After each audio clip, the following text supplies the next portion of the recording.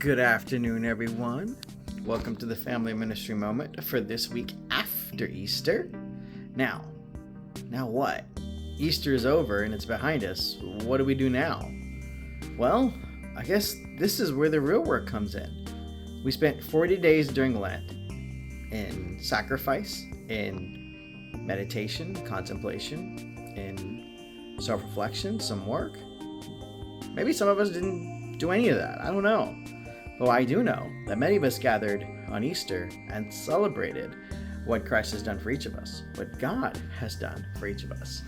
So I know that work was done, but what now? Well, I know that following Easter, even when the scriptures, it talks about what did the disciples do after Christ's resurrection? Well, they gathered together, right? And their famous story of doubting Thomas is given to us.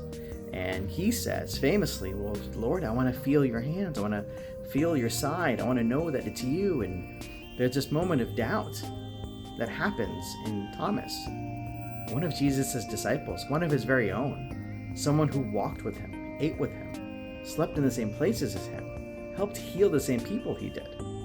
And yet Thomas doubted that this was Jesus, his dear, dear friend. Now, if Thomas can doubt, what do we feel who don't actually get to physically see Christ, don't see him on the cross, don't see him resurrected?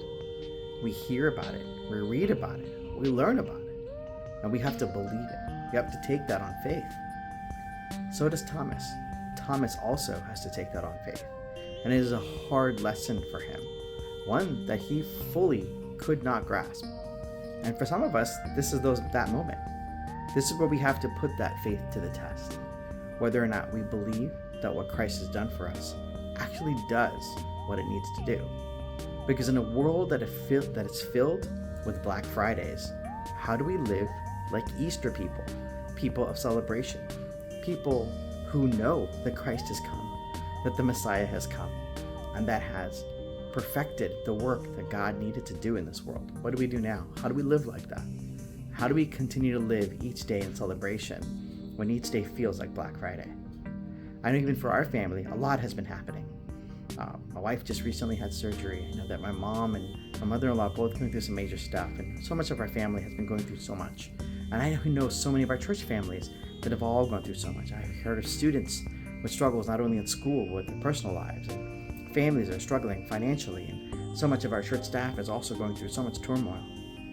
So much is happening within our own little village, and I'm sure each of you watching this, your homes and your family and friends have all got their own stories. Not every day feels like a celebration. How do we continue to live that way? Well, we do it in community. We do it in the ways that the disciples did it after Jesus left. They stuck together. They worked together. They celebrated each day together.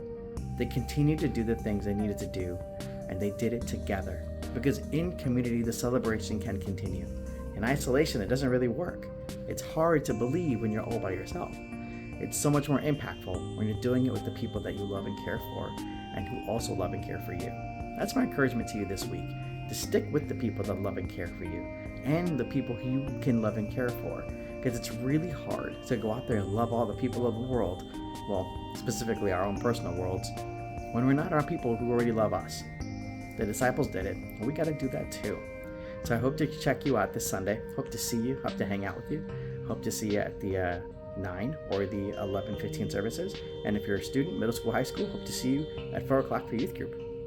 This is Manu. See you this Sunday.